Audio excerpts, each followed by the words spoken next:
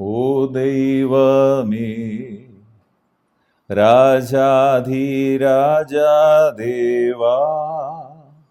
ആദിയന്തം ഇല്ലാ മഹേശനേ, സർവലോകം അങ്ങയെ വന്ദിക്കുന്നേ, സാധു ഞാനും വീണു വണങ്ങുന്നേ.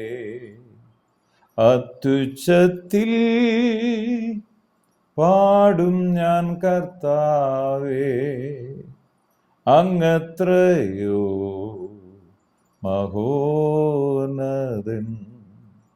അത്യുച്ചത്തിൽ പാടും ഞാൻ കർത്താവേ, അങ്ങത്രയോ മഹോന്നതൻ.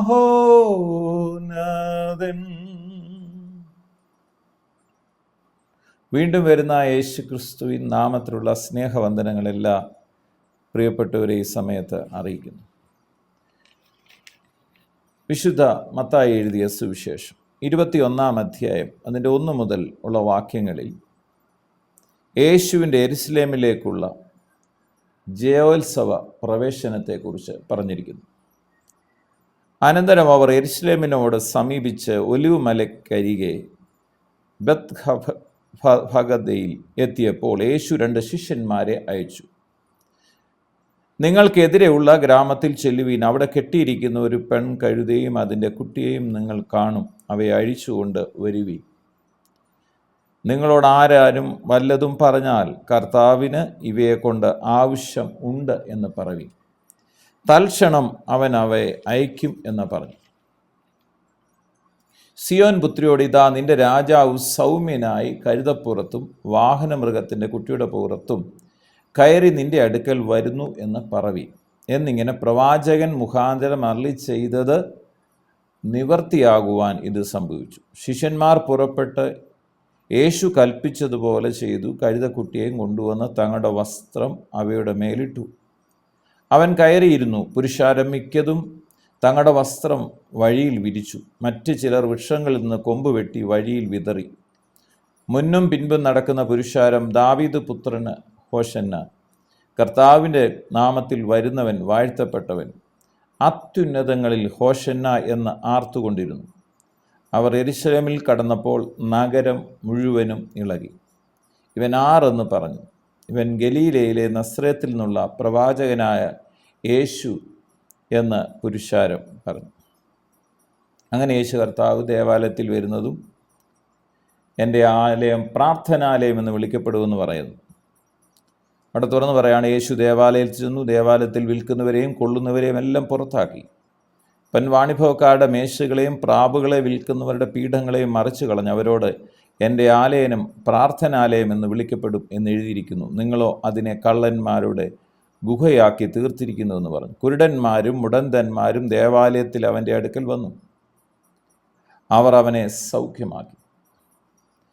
യേശു കർത്താവ് ആ സമയത്തും ജനത്തിന് സൗഖ്യം നൽകി. എന്നാൽ മഹാപുരോഹിതന്മാരും ശാസ്ത്രിമാരും അവൻ ചെയ്ത അടയാളങ്ങളും അത്ഭുതങ്ങളും, ദാവീദ് പുത്രന് ഹോശന്ന എന്ന് ദേവാലയത്തിൽ ആർക്കുന്ന ബാലന്മാരെയും കണ്ടിട്ട് നീരസപ്പെട്ടു. ഇവർ പറയുന്നത് കേൾക്കുന്നോ എന്ന് അവനോട് ചോദിച്ചു. യേശു അവരോട്, ഉവ്വ്, ശിശുക്കളുടെയും മുല കുടിക്കുന്നവരുടെയും വായിൽ നിന്ന് നീ പുകഴ്ച ഒരുക്കിയിരിക്കുന്നു എന്നുള്ളത് നിങ്ങൾ ഒരിക്കലും വായിച്ചിട്ടില്ലയോ എന്ന് പറഞ്ഞു. പിന്നെ അവരെ വിട്ട് നഗരത്തിൽ നിന്ന് പുറപ്പെട്ട് ബഥാനിയിൽ ചെന്ന് അവിടെ രാത്രി പാർത്തു. ഈ സംഭവത്തോട് ചേർന്നൊരു കഥ ഇപ്രകാരം പറയാറുണ്ട്. ആ കഴുതക്കുട്ടി പിറ്റേ ആഴ്ച ആ സ്ഥലത്ത് തന്നെ ചെന്നു. ആ കഴുതക്കുട്ടി പിറ്റേ ആഴ്ച അവിടെ ചെന്നു. തനിക്ക് തലയാഴ്ച ലഭിച്ച സ്വീകരണം പോലെ വലിയ സ്വീകരണം പ്രതീക്ഷിച്ച് അവിടെ ചെല്ലുന്നു. അവിടെ ചെല്ലുമ്പം കുറേ കുഞ്ഞുങ്ങളൊക്കെ അവിടെ നിൽക്കുന്നു. അപ്പം കഴുതക്കുട്ടി ഓർത്ത് അവിടെ നിന്നായിരിക്കും ഇനിയും ഈ ആഴ്ച തന്നെ എല്ലാവരും തൻ്റെ മുമ്പിൽ വസ്ത്രമൊക്കെ ഇട്ട് മുന്നോട്ട് കൊണ്ടുവന്ന് വിചാരിച്ച് അവിടെ ചെല്ലുമ്പോൾ ആ കുഞ്ഞുങ്ങൾ ഈ കഴുതക്കുട്ടി ഓടിക്കുകയാണ് ചെയ്തത്. എന്നിട്ട് ഓടിക്കുകയും കല്ലെറിയുകയും അവസാനം ഒരു പയ്യൻ ഒരു കമ്പെടുത്ത് ഇതിൻ്റെ ദേഹത്തോട്ട് എറിഞ്ഞ് അതിൻ്റെ ദേഹത്തിൽ കമ്പ് കുത്തിക്കയറി ചോര ഒലിപ്പിച്ച് വളരെ നിരാശനായി കഴുതക്കുഞ്ഞ് വീട്ടിൽ ചെന്ന് അമ്മയോട് പറയാണ്, അമ്മേ, കഴിഞ്ഞ ആഴ്ച എത്ര വലിയ സ്വീകരണമായ ആ മനുഷ്യർ എനിക്ക് തന്നത്. ഈ ആഴ്ച ഞാൻ ചെന്നപ്പം അതേ മനുഷ്യരെന്നെ കല്ലെറിഞ്ഞ് ഓടിക്കുകയൊക്കെ ചെയ്തു.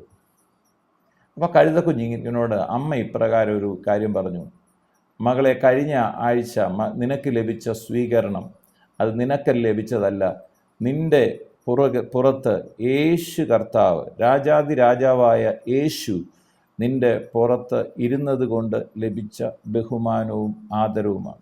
എന്നെ കേൾക്കുന്ന പ്രിയപ്പെട്ടവരെ, നാം ഇന്ന് ഏതെങ്കിലും വിധത്തിൽ ഒരു അനുഗ്രഹം അനുഭവിക്കുന്നെങ്കിൽ, നന്മ അനുഭവിക്കുന്നെങ്കിൽ, യേശു മുഖാന്തരമാണ് സകല നന്മയും വെളിപ്പെടുന്നതെന്ന് മറന്നു പോകരുത്.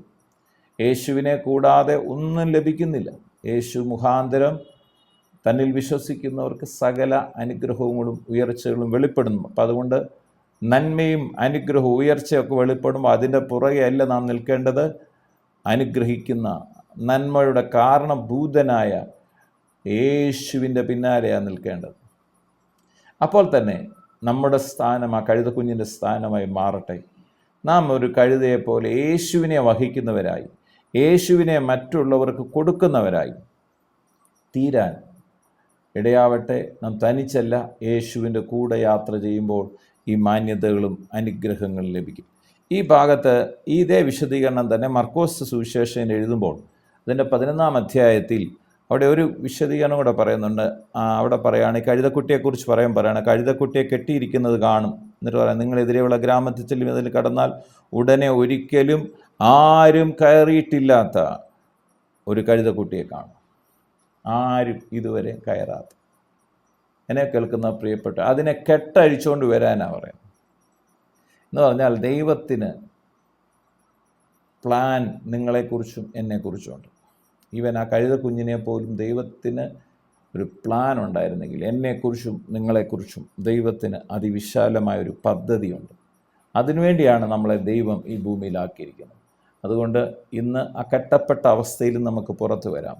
ആ പിശാചിൻ്റെ പിടിയിൽ നിന്ന് നമുക്ക് പുറത്തു വരാം. പുറത്തു വന്ന് യേശുവിനെ വഹിക്കുന്നവരായി, അനേകർക്ക് ഈ യേശുവിൻ്റെ സമാധാനം കൊടുക്കുന്നവരായി തീരാൻ ദൈവത്തിൻ്റെ പരിശുദ്ധാത്മാവ് കേൾവിക്കാരായ ഓരോരുത്തരെയും സഹായിക്കുമാറാകട്ടെ. പ്രാർത്ഥിക്കാം. പിതാവെ, പ്രാർത്ഥിക്കുന്നു യേശു ക്രിസ്തുവിൻ നാമത്തിൽ. വചനം കേൾക്കുന്ന ഓരോ പ്രിയപ്പെട്ടവർക്ക് വേണ്ടിയും പ്രാർത്ഥിക്കുമ്പോൾ, കർത്താവ് ഞങ്ങളുടെ മധ്യേ ഉള്ളതിനായി സ്തോത്രം.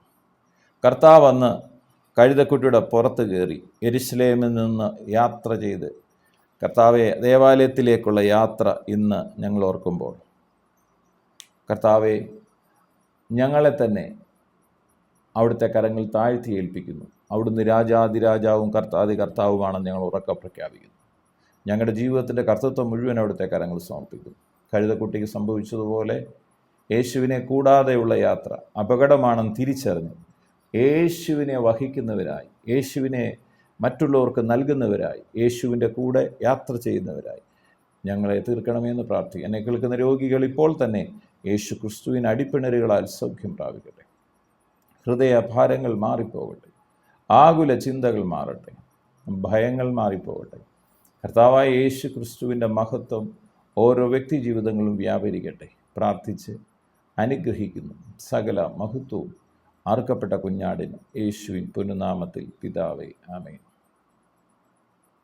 അത്യുച്ചത്തിൽ പാടും ഞാൻ കർത്താവേ, അങ്ങെത്രയോ മഹോന്നതൻ.